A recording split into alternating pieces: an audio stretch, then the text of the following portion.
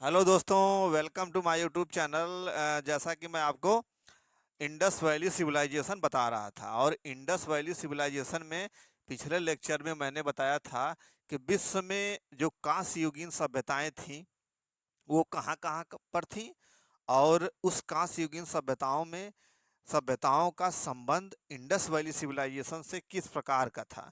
तो उसमें मैंने आपको मेसोपोटामिया की सभ्यता पिछले लेक्चर में आपको बताया कि कैसे कैसे मेसोपोटामिया में फर्टाइल क्रिसेंट था, वहाँ सबसे पहले कृषि का विकास हुआ, शहर डेवलपमेंट हुआ, ये तमाम चीज़ें हुई।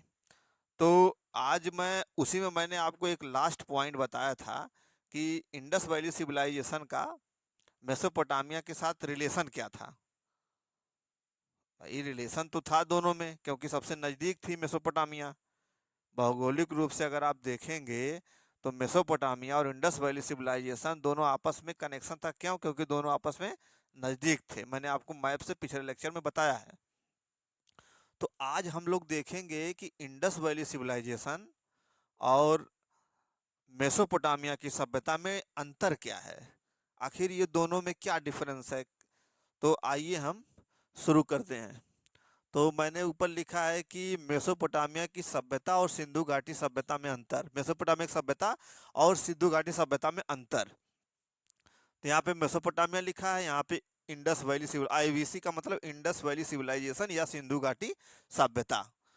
तो सबसे पहला मैंने लिखा है कि नियोजन तथा साफ सफाई।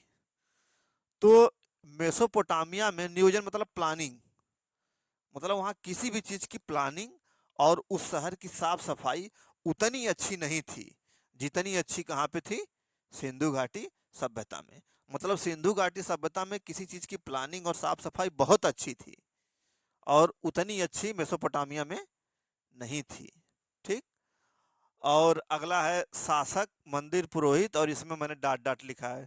तो इसका मतलब है कि शासक, मंदिर, पुरोहित का मतलब है कि वहाँ पे मेसोपोटामिया में बताया जाता है कि शासक, और वहाँ पे मंदिरों के साक्ष्य मिले हैं, खुदाई में मंदिरों को साक्ष्य मिले हैं। तो इससे अनुमान लगाया जाता है कि वहाँ पे शासक और पुरोहित हुआ करते थे, जो शासक जो शासन करते थे।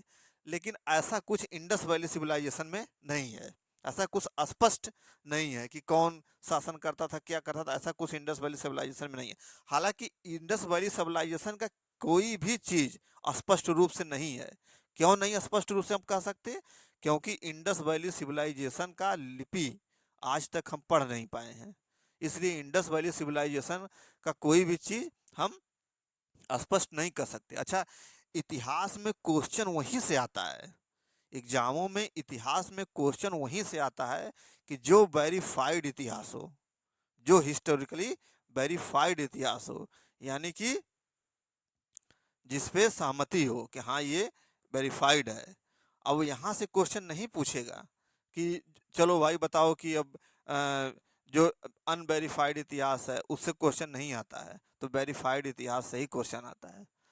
तो यहाँ पे शासक, मंदिर और पुरोहित मतलब मंदिरों के अवशेष मिले हैं। तो इससे यह अनुमान लगाता है आदमी कि यहाँ मंदिर थे, पुरोहित थे, तो मंदिर और पुरोहित में शासक एक रहता था। यहाँ पे ऐसा कुछ स्पष्ट साक्ष्य नहीं है। अच्छा, यहाँ पे एक चीज देखिए, कच्ची ईंटें मिली हैं, यहाँ पक्की ईंटें मिली हैं। तो ये कच्ची ईंटें, पक्की ईंटें, मतलब इसका लिखने का मतलब ये नहीं है कि यहाँ पे केवल पक्की ईंटें मिली है, यहाँ पे भी पक्की ईंटें मिली हैं, लेकिन यहाँ ज्यादातर कच्ची ईंटें हैं और यहाँ ज्यादातर पक्की ईंटें हैं। यहाँ भी कच्ची ईंटें हैं, लेकिन सबसे ज्यादा पक्की ईंटें यहाँ यूज किया गया था। और यहाँ भी पक्की ईंटें हैं, लेकिन यहाँ सबसे ज्यादा कच्ची ईंटें यूज किया गया है, प्रयोग किया गया है। ये ईंटों का हो गया। ये एक, इसको अर्धनगरी सभ्यता कहते हैं, इसको नगरी सभ्यता कहते हैं।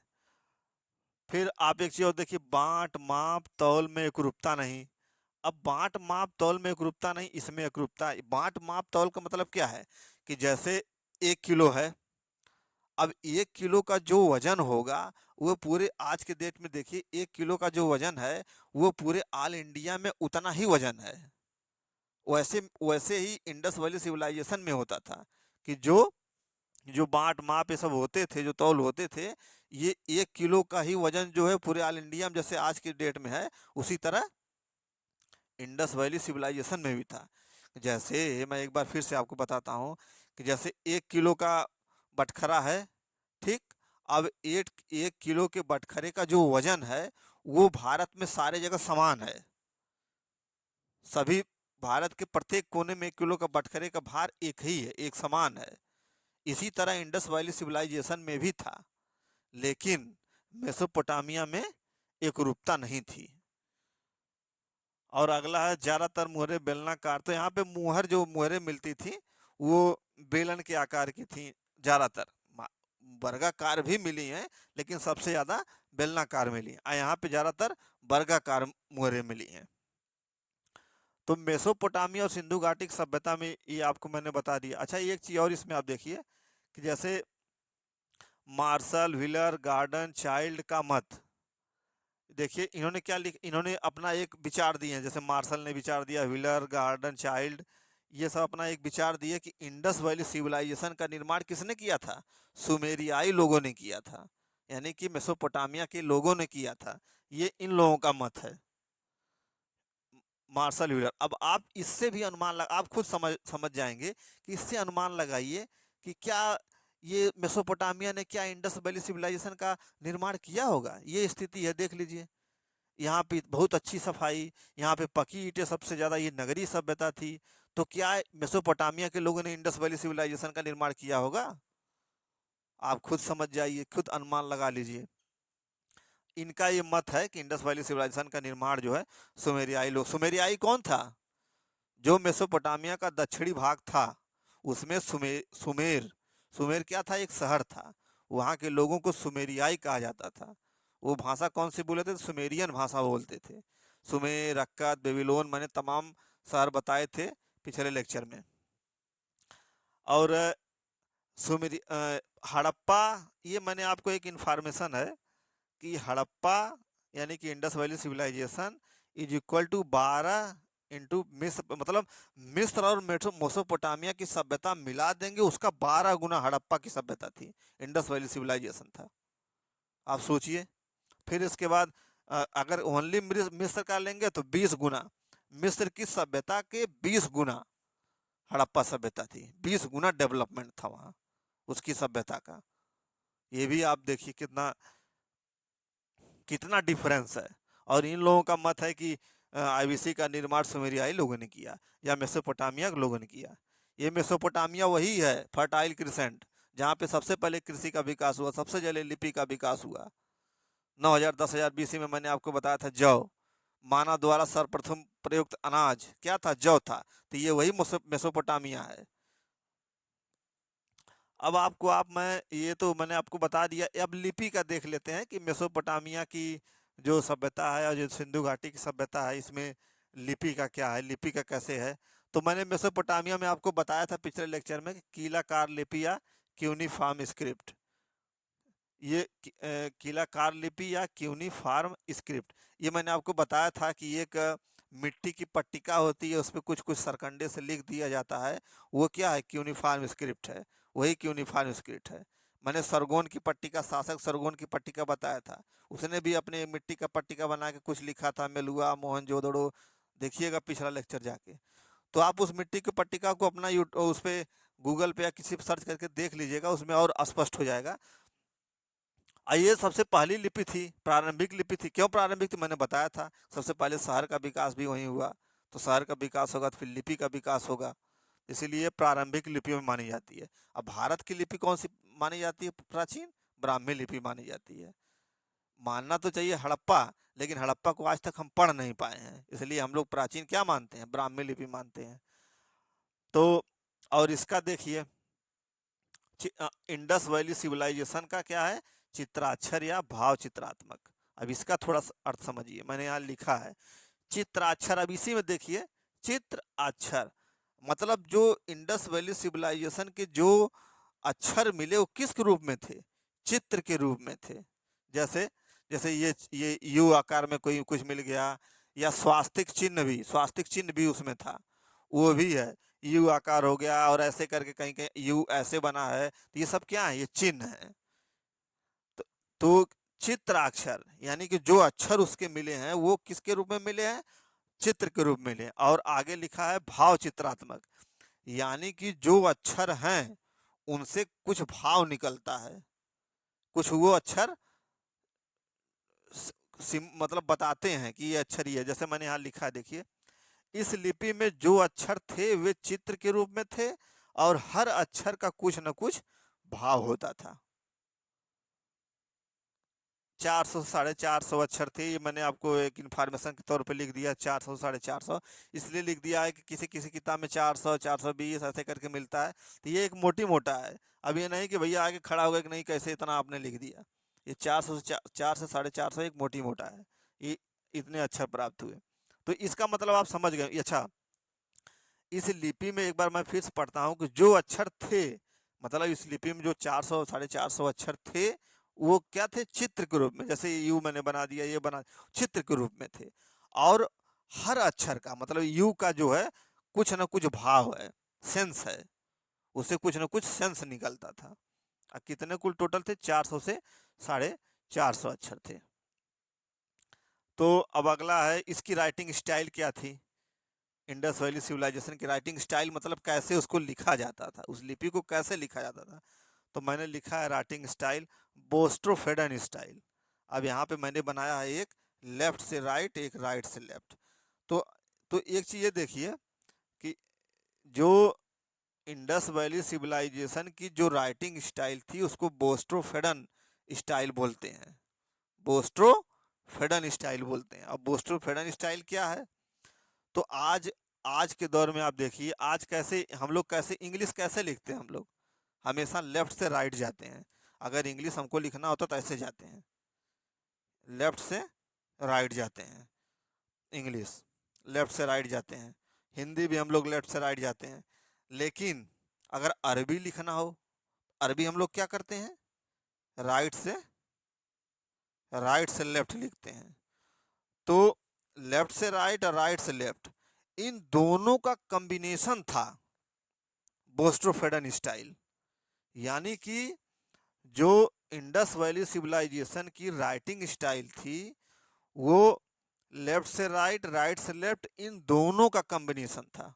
माने इंग्लिश भी जो लेफ्ट से राइट लिख रहे हैं, जो अरबी राइट से लेफ्ट लिख रहे हैं, इन दोनों का कॉम्बिनेशन क्या है, बोस्ट्रोफेडन स्टाइल, इन दोनों का कॉम्बिनेशन। अब ये जैसे ये बोस्ट्रोफेडन एक लिखने की शैली ही तो है भाई। राइटिंग स्टाइल मतलब क्या है, इसका हिंदी क्या होगा, राइटिंग स्टाइल लिखने की एक शैली है। ये लिखने, इसमें क्या है, अक्षरों को उलट, कहीं कहीं देखिए आप अक्षरों को उलट के लिखा जाए। जैसे ये देखिए, कहीं उस अक्षर में जो 400 450 में आप देखेंगे तो उसमें कोई कोई अक्षर उलट के लिखा गया है। अब पंक्तियों मतलब पंक्ति भी कुछ कुछ उलट के लिखा गया है। तो ये जो 400 से 450 जो अक्षर थे, इसका सेंस आज तक हम लोग समझ नहीं पाए। आज तक हम लोग इसको समझ नहीं पाए, पढ़ नहीं पाए कि क्या लिखा, इसका क्या सेंस होगा।